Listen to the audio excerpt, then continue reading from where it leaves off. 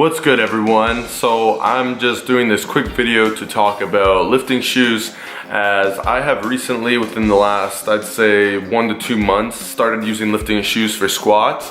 So I wanted to go over my experience with them, any differences, and if I recommend them, if you should wear them, what kinds I recommend, all that kind of stuff. So we're gonna jump right into the video. This is a short one. I'm gonna make it short and sweet, hit the main points, and that's that. Right, so these are the weightlifting shoes I've been using. They're Panama weightlifting shoes, okay?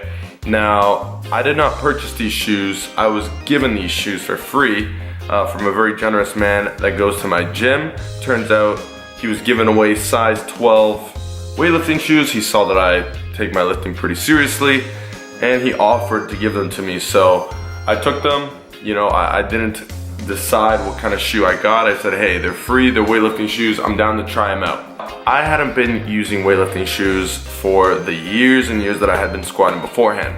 If you go back to actually most of my videos over 2 months old, you're gonna see any leg day videos, squat videos, I'm using these other shoes that are Nike, just flat base. I don't even know what, I think they're Nike Air 6.0s or something like that. They are very old, and I always liked them myself because they were very flat. There was a bit of a heel added into them, I believe. That's the shoe I was using, and honestly I felt totally comfortable with them. And there was a little while back where I started using Under Armour basketball shoes for my squats, and I actually found those to be pretty comfortable. I used them for a while, but then I realized that they were no good. And once I started getting heavier and heavier, they were no good. The cushiony heel just isn't good for lifting, especially squatting, okay? You need your foot to be, you know, rock solid on the ground. That's why you'll see a lot of people, even like Arnold Schwarzenegger back in the day, would squat with bare feet, you know, or in their socks. That is optimal because it's flat on the ground. There's not that much movement in the foot, or at least there shouldn't be.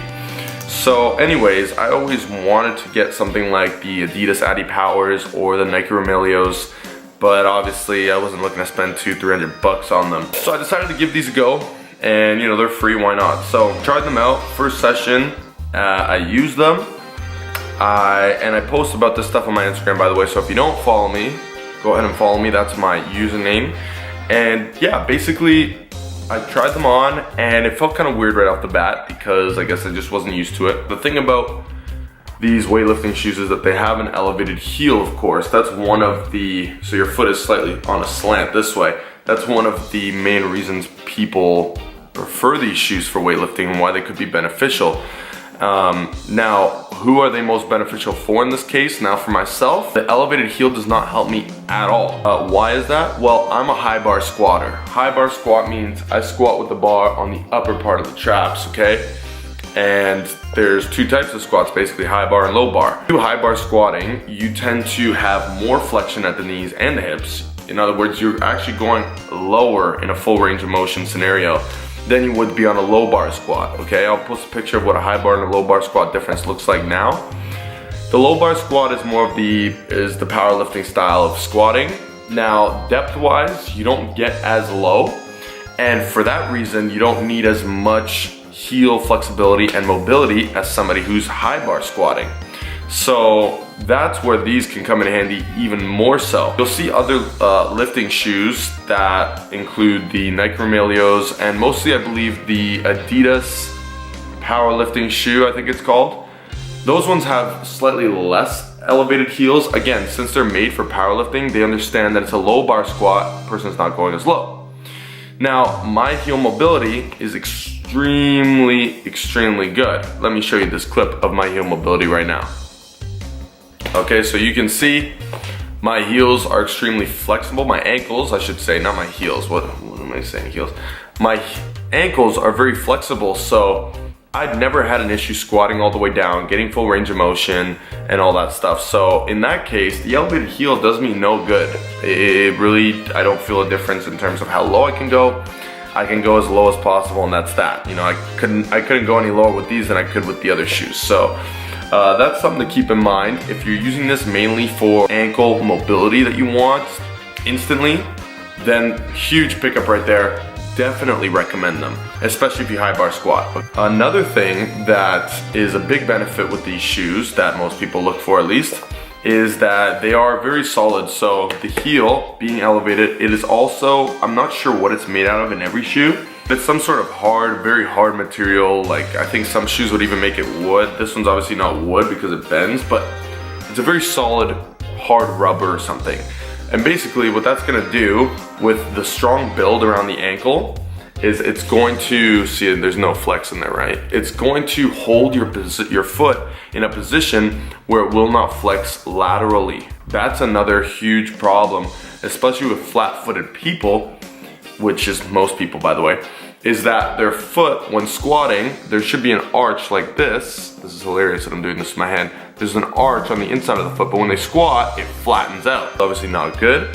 It could put tension on the wrong spots, and it could eventually lead to some problems down the line. Now, that's something where this shoe comes in handy for me. Okay, so that first squat session, it threw me off because I wasn't used to it. I was leaning forward, which was never necessary for me, and it threw me off a little bit. But you know what? I decided to try them out. I'll give them some time before I just toss them. I mean, I got them for free. I mean, I'm not gonna toss them anyway. I gave them some more time, and I really realized going back to the other shoe just to test it out recently, these are a huge, huge benefit just from that one thing alone. The lateral movement in the foot, if you can minimize that, you're in a much stable, much safer, and much more optimal position to squat. And I realized that I'd come down on the other one and I'd be a little shakier. You know, I wouldn't be as safe, I wouldn't be as solid in my squat position in the hole, as they say. And these really helped a lot with that. So I've been using these for a couple months now, and I don't know if they're the best brand. You know, I'm gonna use them for as long as they last, but I definitely recommend weightlifting shoes if 1, you're a high bar squatter, 2, you have poor ankle mobility, high or low bar squat, 3, if you don't have shoes that can keep your foot in a position where it won't move so much laterally. Okay, the less lateral movement your foot will create throughout the squat, the better squat position you'll be in, the more power you'll be able to generate at the bottom of the lift, and you know, more stable, more safer you're gonna be. If you've never tried weightlifting shoes and you're looking for something to improve your squat, now this is not gonna throw on pounds and pounds on top of your squat, which I'm gonna be honest, I was kind of hoping for. Over time, the accumulation of the small benefit you're getting from these shoes could indeed lead to much better gains. You know, let's say for example, you injure yourself using other shoes from an accumulation of poor form from lateral movement, and that'll set you back for, you know, weeks, maybe months. Whereas this, if you avoid that, it's already paying off right there. I hope that made sense. So, you know, who I wouldn't really recommend this for, let's say people that squat barefoot already and that have a perfect arch in their foot, in other words, not squatting flat-footed, perfect arch in the foot on the inside at all times throughout the squat, and can go all the way down with great ankle mobility and flexibility. And those are the people that I'd say you don't need a pair of squat shoes at all. It's not even worth the money. However, that is a very, very, very small percentage of the population. Okay, that works out at least. So that's it. I only use them for squats. I wouldn't use them for deadlifts personally. The leaning forward obviously is not a good thing in deadlifts. In this case, you want more of a flat shoe, completely flat. Pretty much it. That's my experience with them, is that they've been great. I'm gonna keep using them. If I decide to pick up another pair down the line, I will definitely let you all know, and I will give you a review on those.